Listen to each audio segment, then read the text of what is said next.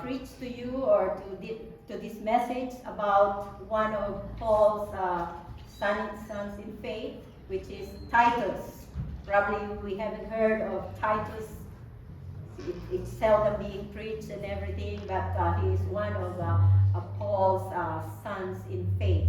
So we thank God that this time I know that God is going to lead us to these things that we are going to study right now, that we may really look up to God for all throughout this message, that we will know our position in Christ as these people, these servants of the Lord, helpers in the ministry of the Lord.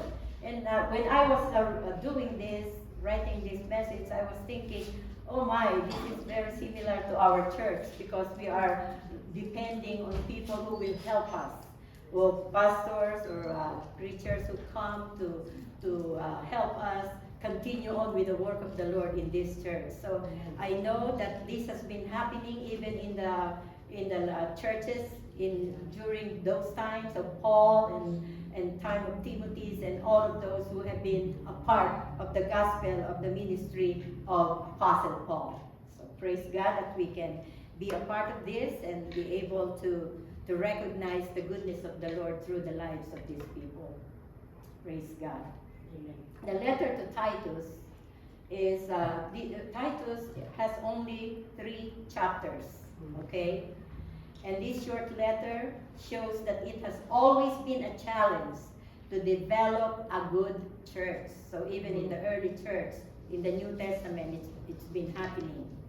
Even in the New Testament days, churches are going through hardships. Churches are going through the need of having someone to take care of the church. So this letter puts church difficulties into perspective. I know we are going through some difficulties in our church, in many churches right now. Those who persevere, as Titus did, will discover the power and satisfaction that God gives them during those times. And I know it's happening also during our time, and we will also see the perspective of those who are helping in the work of the Lord. When Paul wrote this letter, this is a letter of Paul to Titus, which a lot of epistles, Paul's epistles, he has been writing to churches because, as we know, Paul has been away. He was not in the church on those days that he was writing all these letters. Because Paul was, where is he? Where was he during those times? In prison. Because Paul was in prison, but he looks after the church through these helpers that are helping him during those times. So, so when Paul wrote this letter, he was traveling. Actually, he was already out of prison. The first missionary journey, he was already out of prison, and he was writing this letter while he was traveling on a ship to go to Rome. Actually, he came from Rome and he's going to some parts of Rome again. And the purpose of his going there is to appeal his case to Caesar, because he has been in prison for 2 years in that prison in Rome also, and because of all the accusations that he is doing against the teaching of the Jewish people. That's why even the Jewish people doesn't want to listen to him. I mean, they don't side on him, because they thought that he was doing something against the belief of the Jewish people. So if you will look in Acts 27, there's a lot of stories there, because Acts was written by Luke, but it was through his eyes that he was writing this, because Luke was one of the helpers of Paul also. So during this time, and he was on the ship, Titus, a close friend and protege of Paul, who helped Paul organize and lead churches in the eastern half of the Roman Empire, because Paul planted churches in many places in Rome. So Paul wrote those instructions, and this letter to Titus was an instruction to him to help Titus lead the troubled church on the island of Crete. So this was the church that this letter is for when Paul wrote this letter to Titus. In order for him, the usual problem that he had to deal with was false teachers, disunity, leadership, and other problems that, the usual problems that are going on in the church, in the churches actually. Because he did not just, Titus didn't just work in Crete, in the island of Crete. He also helped Paul in the church in Corinth also. Okay, so in this letter, Paul wrote about a guideline. And the title of our message is For a Gospel Foundation for Good Works. So this is what the guidelines that Paul touched on and actually told Titus to really look out in the church, what's going on in the church. This time, let me ask you to stand as we read the text in Titus chapter 3, verses 1 to 10. We will read it all together, okay? All right, let's start. Remind the people to be subject to rulers and authorities, to be obedient, to be ready to do whatever is good. Slander no one, to be peaceful and considerate, and to show humility toward all men.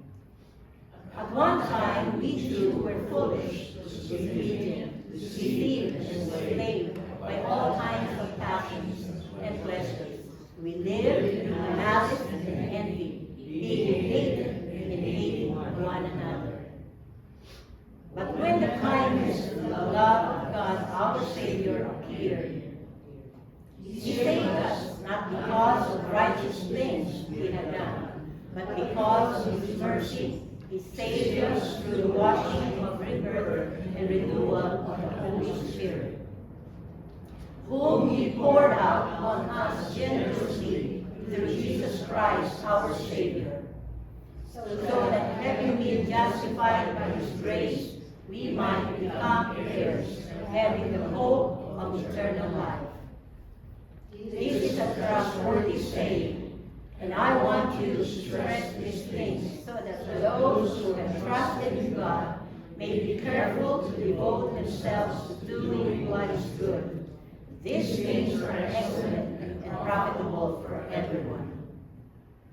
But avoid foolish controversies and the analogies and arguments and quarrels of the law, because these are unprofitable and useless. 10.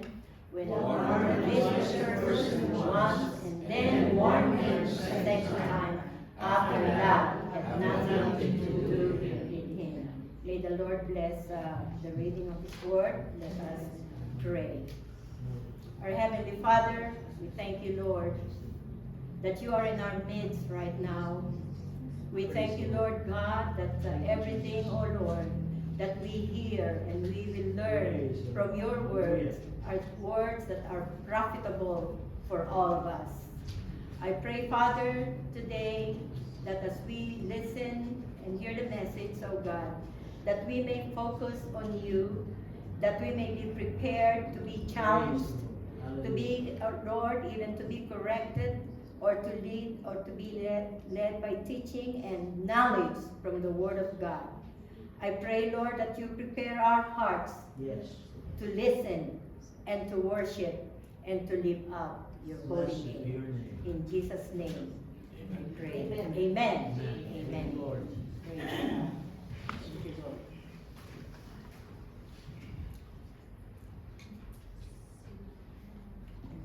Lord. Praise the Lord. So we can see here in our reading that good works are a major theme in Paul's letter to Titus.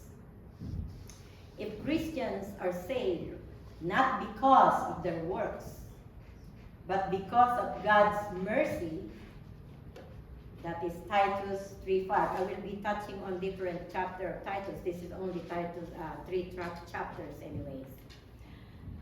Why does Paul repeatedly call believers to devote themselves to good works?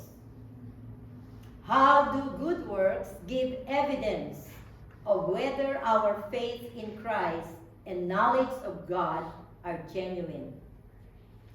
Titus 1:16 states, they claim to know God, but by their actions they deny Him. They are detestable, disobedient, and unfit for doing any good. Sometimes people are just coming to church, or that they sometimes say, oh, I know that, I know the Lord, I go to church, I am religious or something. But sometimes those people who are not really doing the will of the Lord in their lives, in one of the discipleship Bible, it explains here that those who continually engage in sin will become morally bankrupt. Religious people are included among the morally bankrupt because they lack true faith. Because sometimes people, we will sometimes wonder, how come some people that had been in the church, coming to church in and out and everything, that sometimes they backslid, you know. So sometimes we think, why, what happened to this person or to those people that I know that had left the church? And then we will, some of the commentators concluded that those people did not experience the true salvation and true faith in their life. They were just doing it on a religiously, like they just do it habitually to come to church, but their lives are not really fully dedicated to the Lord. Titus chapter 2 verse 1 also says, you must teach what is in accord with sound doctrine. He addressed how sound doctrine should produce godliness and good works.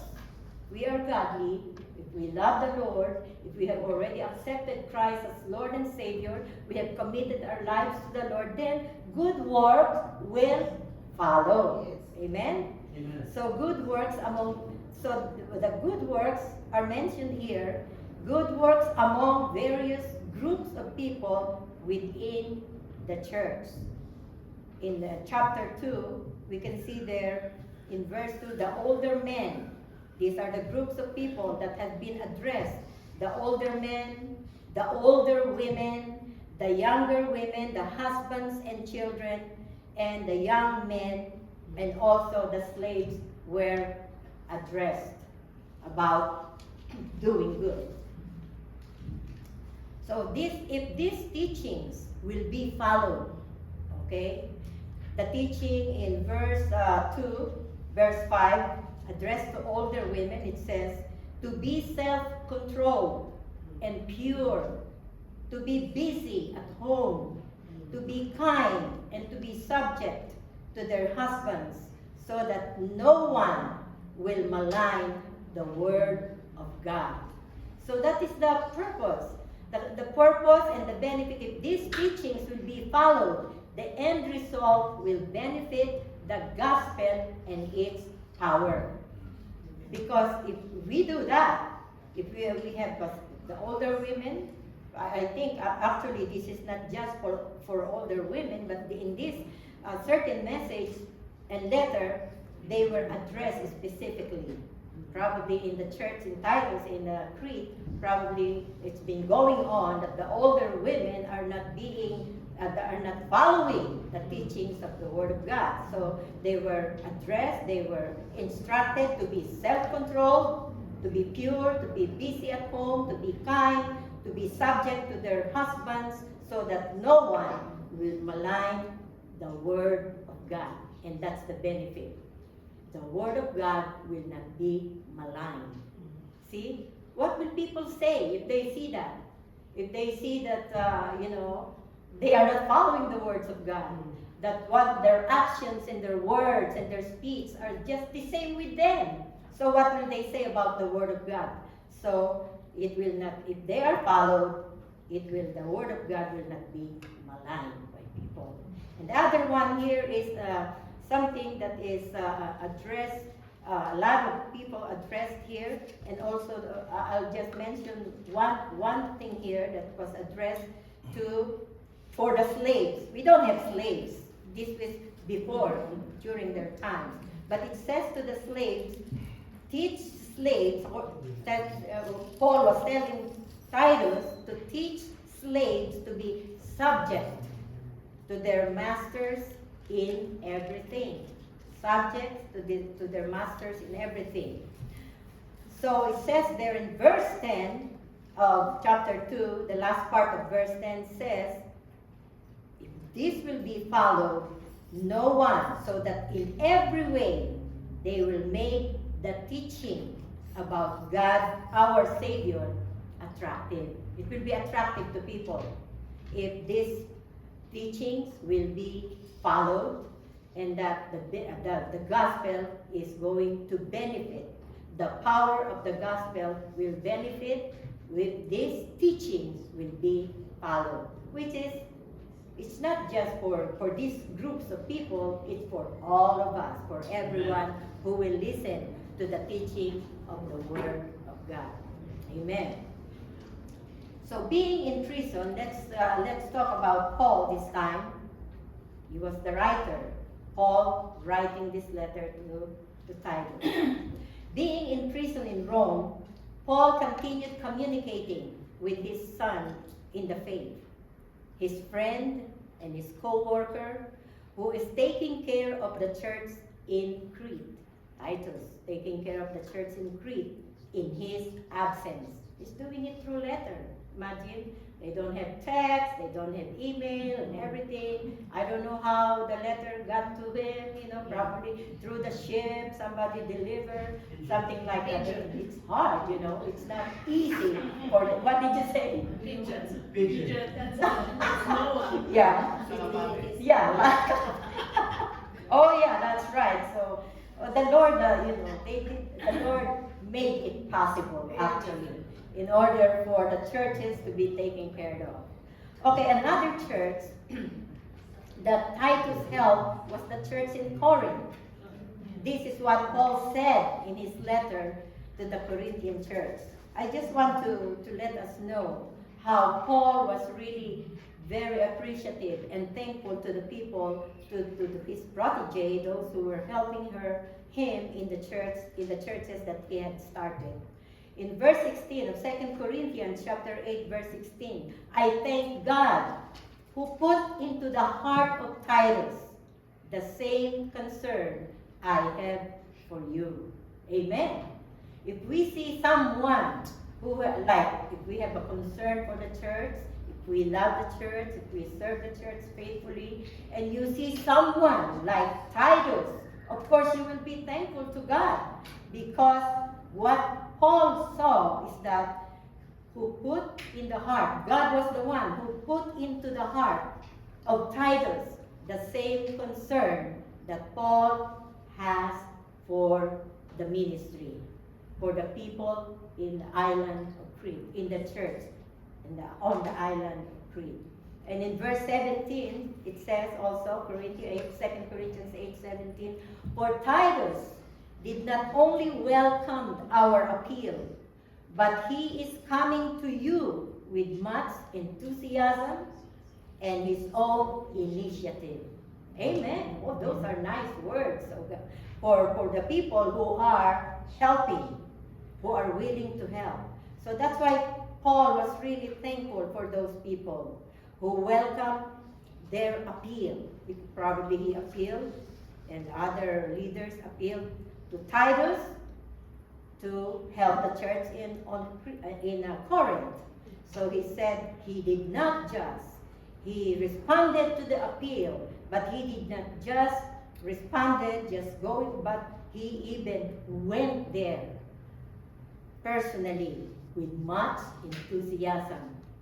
Have you seen anyone working for the Lord that is very enthusiastic, happy, I'm doing this. I'm happy to do this. I'm happy to make coffee. I'm happy to bring some food to the church. I'm happy to clean the church and everything. So he is very enthusiastic and with his own initiative.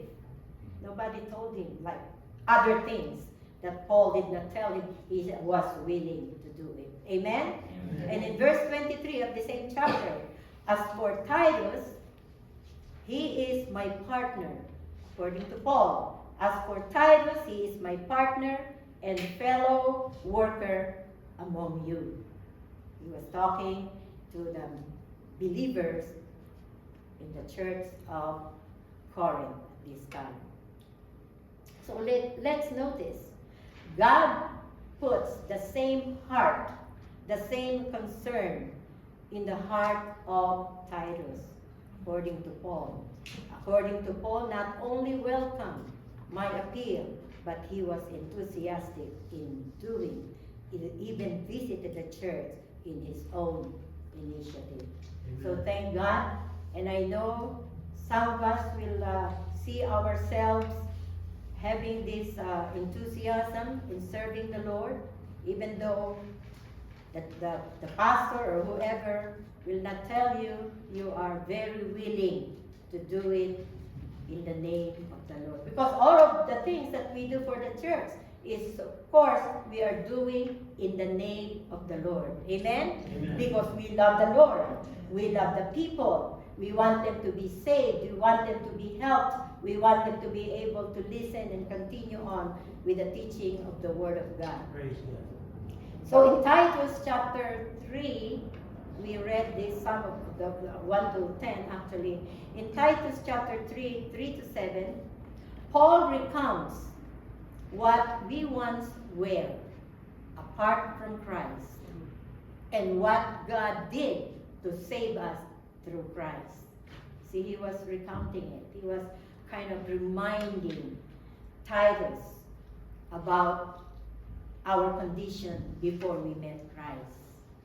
So he wants Titus to know that when he speaks to the people in Crete, that he will be able to also recount to them or remind them of what they were once apart from Christ. Amen? And it all happened to all of us.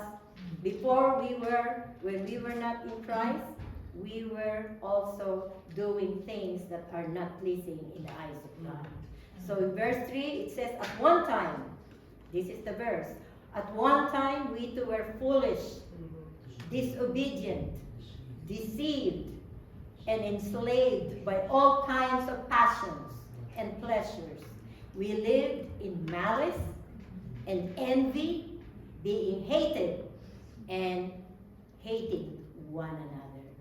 Those were the lives, our lives, before we found Christ, or before Christ found us.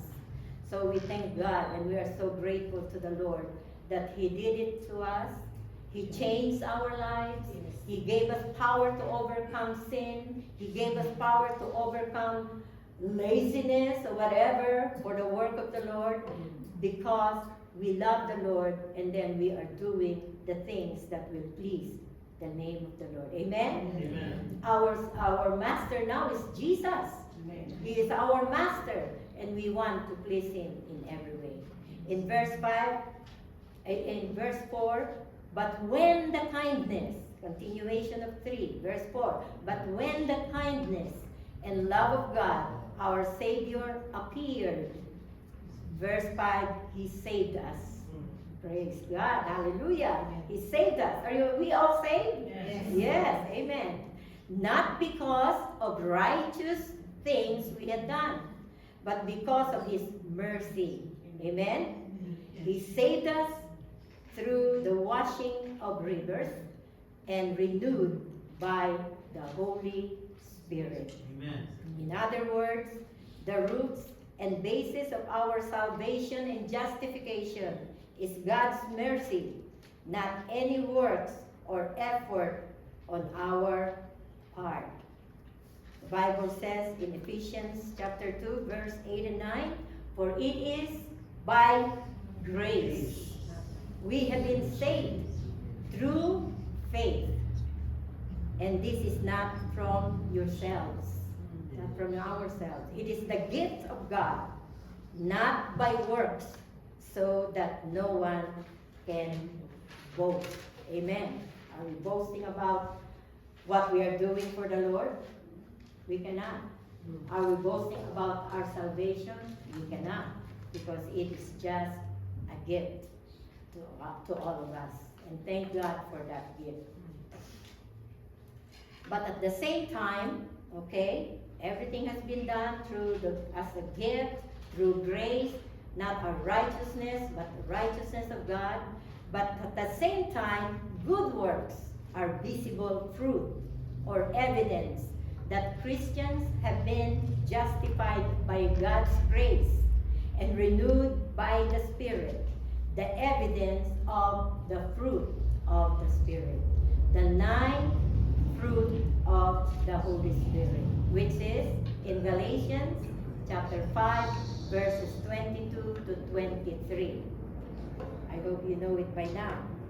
But the fruit of the Spirit is love, joy, peace, patience, kindness, goodness, gentleness, and self-control. Amen. The Lord is good. It is not from us. It is the gift of God. It is the visible fruit that the Lord can see in us. That the people will see in us, in our lives, how we live and give our lives to the Lord. So we cannot boast because we do not deserve God's favor. He gave it to us, although we don't deserve it, but He gave it to us. He saved us in everything. So Christians should also be ready for every good work. Amen. And in their dealings with the world, for the sake of the gospel witness. Amen? For the sake, it is the foundation of the gospel, our good works, that people will see are the evidence of what God has done, the change that He brought in our lives. Let's read this scripture also once again. I would like us to stand up in this conclusion of our message. Let's read this scripture once again, chapter 3, verse 8 of 3 Titus, verse 8. This is a trustworthy saying, and I want you to stress these things, so that those who have trusted in God may be careful to devote themselves to doing what is good. These things are excellent, trustworthy, and profitable for everyone. Amen. Praise God. Thank you, Lord. Let's pray. Thank you. While we are all standing, let us go to the Lord in prayer. Our Heavenly Father, we applaud the work of salvation that you have brought to our lives. We praise you and worship you for your sacrifice on Calvary. Jesus, we worship and praise your name for your ultimate love that you have given to us. You came to rescue, to redeem, and to purify sinners from lawlessness, and for your good purpose. Thank you, Lord. God's people are marked by godliness and good works. Yes, Lord, I pray that you will help us demonstrate this deliverance that you have given and you have imparted to us, our freedom from sin. Yes. So our Father, help us to remain faithful to sound doctrine and continue in what we have learned. Yes. Help us to model gospel truth so that others will be attracted to it, Lord God.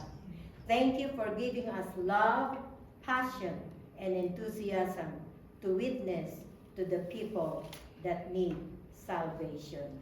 This is our prayer, and all say, Amen.